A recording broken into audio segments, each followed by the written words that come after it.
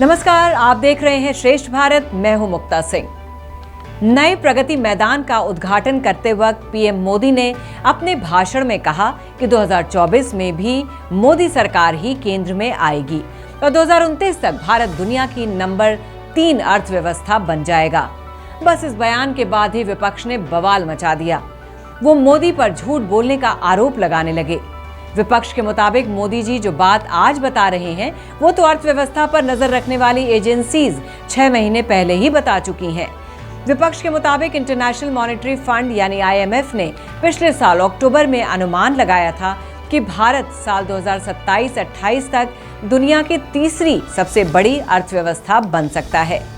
IMF के साथ ही दुनिया की जानी मानी फर्म मॉर्गन स्टैनली ने भी पिछले साल अनुमान लगाया था कि साल 2027 तक भारत अमेरिका और चीन के बाद दुनिया की तीसरी सबसे बड़ी अर्थव्यवस्था बन जाएगा।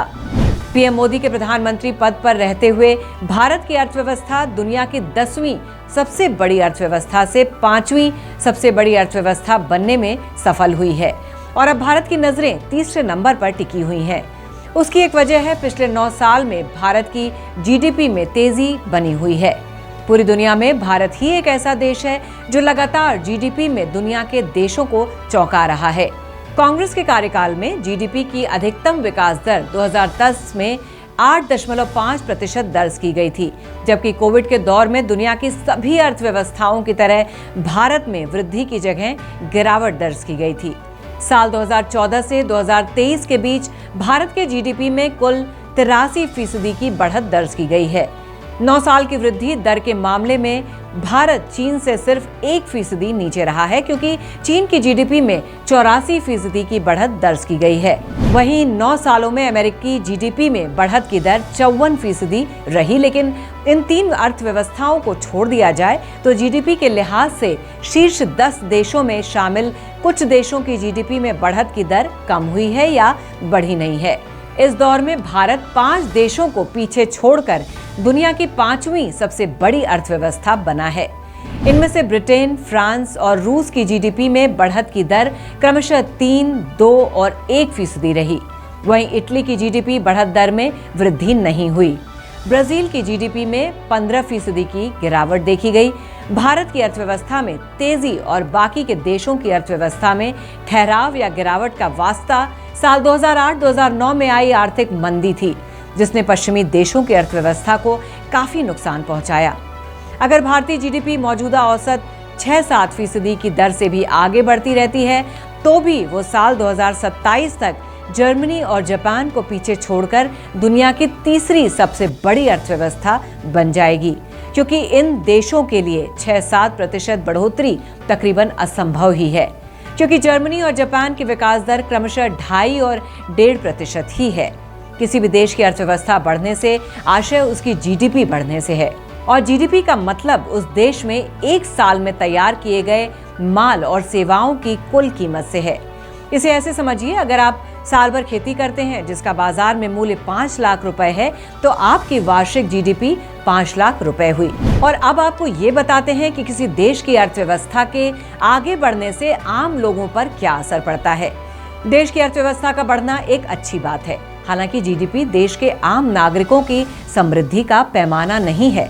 जिस पैमाने से देश के आम लोगों की समृद्धि नापी जाती है उसे प्रति व्यक्ति आय कहते हैं। प्रति व्यक्ति आय का क्या मतलब है?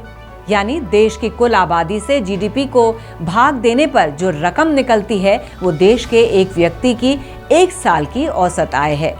इसमें अमीर से लेकर गरीब सब शामिल हैं। भारत GDP के मामले में दुनिया में आज 5वें नंबर पर है, लेकिन प्रति व्यक्ति आय के मामले में भारत का स्थान दुनिया के पहले 100 देशों में भी नहीं है। इसकी 2 वजह है। पहला आबादी और दूसरा धन का असमान वितरण। आप ये जानकर हैरान रह जाएंगे कि एक सर्वे के मुताबिक भारत के 1% लोगों के पास देश की 40% संपत्ति है। पिछले कुछ सालों में जब भारत ने ब्रिटेन, इटली, फ्रांस और ब्राजील जैसी अर्थव्यवस्थाओं को पछाड़ा है तो क्या इस दौर में भारत में रहने वाले लोगों की स्थिति बेहतर हुई है? जवाब है कुछ बेहतर तो हुई है, लेकिन दुनिया की 5वें नंबर की अर्थव्यवस्था होने के हिसाब से अभी बहुत काम करना बाकी है। अब भारत ने पिछले 9 सालों में ब्राजील, कनाडा, फ्रांस, इटली और ब्रिटेन को पछाड़ा है। लेकिन इनमें से हर देश की प्रति व्यक्ति वार्षिक आय भारत के मुकाबले कई गुना ज्यादा है। भारत में प्रति व्यक्ति वार्षिक आय 2.6 हजार अमेरिकी डॉलर है, तो अमेरिका में यह आंकड़ा 80,000 डॉलर से ज्यादा है। वहीं इस समय 10वें पायदान पर मौजूद ब्राजील की प्रति व्यक्ति वार्षिक आय 9.67 हजार अमेरिकी डॉलर है। यानी जो देश 10वें नंबर पर है वहां भी प्रति व्यक्ति आय भारत से तकरीबन 4 गुना अधिक है। ऐसे में पीएम मोदी अगर देश की अर्थव्यवस्था को तीसरे पायदान पर भी ला देते हैं, तब भी क्या आम आदमी तक ये दौलत पहुंच पाएगी? लगता तो नहीं है, क्योंकि दूसरे देशों के मुकाबले भारत के गरीब इतने गरीब हैं कि उन्हें एक अच्छी जिंदगी देने के लिए फर्श से उठाकर अर्श पर बैठाना होगा। तभी सही मायने में भारत एक आर्थिक शक्ति बन पाएगा। फिलहाल के इस शो में बस इतना ही। बाकी खबरों के लिए देखते रहिए श्रेष्ठ भारत। श्रेष्ठ भारत पर खबरों से जुड़े रहने के लिए चैनल को सब्सक्राइब करें, बेल आइकन दबाएं और देखते रहें श्रेष्ठ भारत।